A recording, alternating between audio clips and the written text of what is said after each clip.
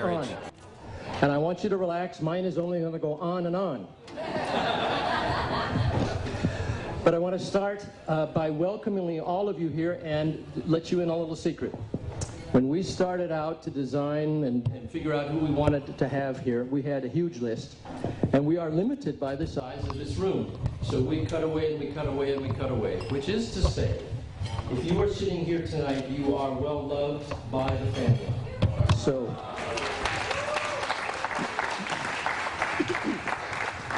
And family is really kind of the theme of what I'm going to say, because when two people get married, their families come together.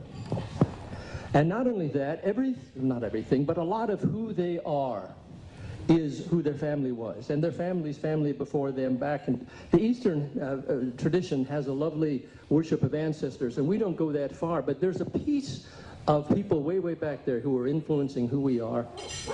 And that's part of what's coming together in Kathleen and Sterling tonight.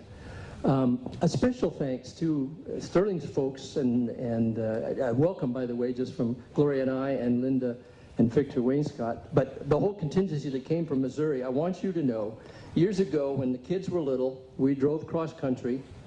And among the things we went through Missouri, the arch and the whole works. And Gloria and I both spontaneously said, just from that experience, the Missouri people are so wonderfully friendly. We really feel at home there, and just as things work out, things have come full circle, and Missouri has given us a son-in-law. So you never know.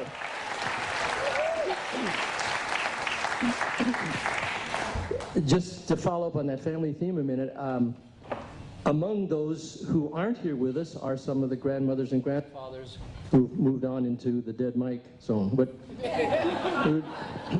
And as you say, Kathleen and Sterling have a table outside in which they mentioned some of those. And I'll just mention one in particular. My mom, Dorothy Kilian, some of you knew, was kind of the matriarch of our clan out here. And she passed away last spring, just short of her 99th birthday. And we know she and many others are looking down and smiling all of this. But that's one of the things about family. Family is a generic enterprise, and it grows and it diminishes. And we lost her, but this year also, this family, we've gained lovely Alexis and baby Cole and now Sterling, so we are 3 for 1 so far this year. And his year isn't over, who knows what's coming? Anyway, one of our thrills, that is Gloria's and mine, has been getting to know Sterling this year.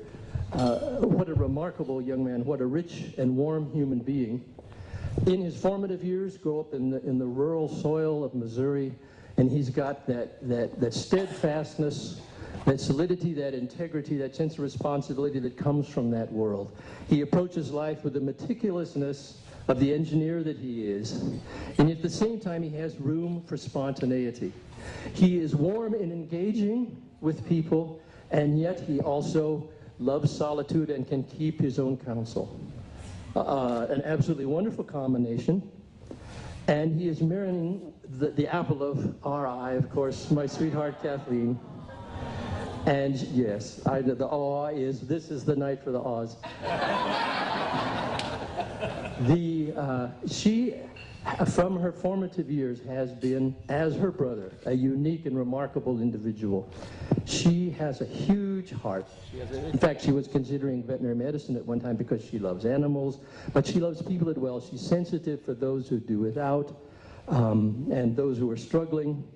And yet she moves in arenas. Her life is sort of metropolitan, cosmopolitan almost. And yet she has a wide range of experiences and friends. She's very artistic, as you know, all of the fancy things you've seen in the tree motif that runs through here.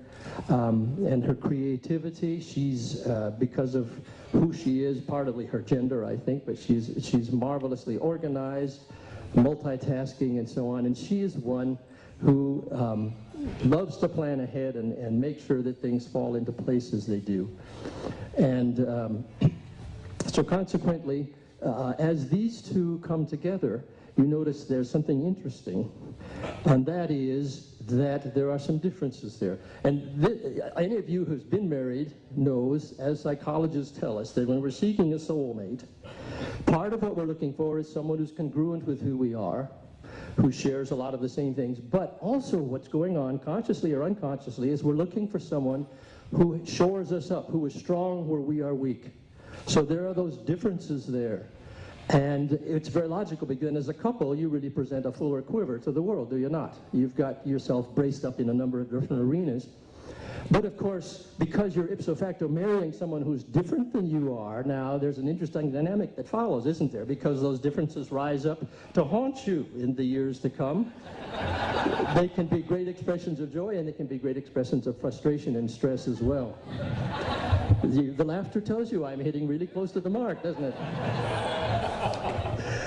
And indeed, these two have those differences. But the marvelous thing in God's economy is that we have as well a number of characteristics, or traits I'll call them, which are in common. And Sterling and Kathleen in particular have those in remarkable ways. I'll list a few of them. One of them is a set of core values that's remarkably similar.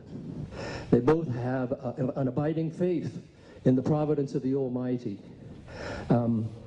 They both have a sense of the uniqueness of the other individual and the right to express that.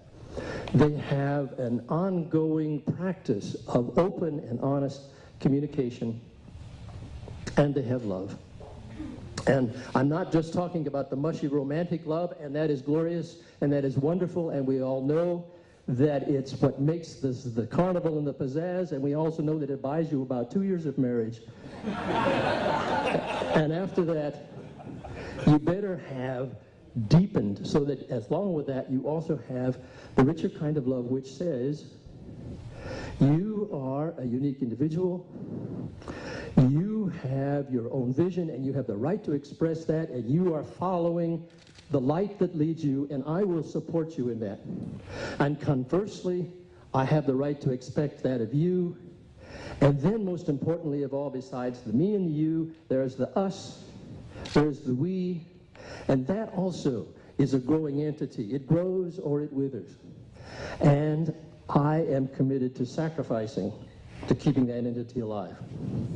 That's where these two are. And so this grand adventure that they signed on for this afternoon, their lifetime adventure, bodes well for tremendous success. So we're going to toast now. I had a glass here that Rocky... Oh, thanks, Chet. So find the nearest vessel of potable fluid. It could be, what's your wine, your root beer float, coffee, whatever. And toast with me. Okay, Sterling and Kathleen. A remarkable couple. Coming from delightful families. And wonderful friends. To the adventure, l'chaim!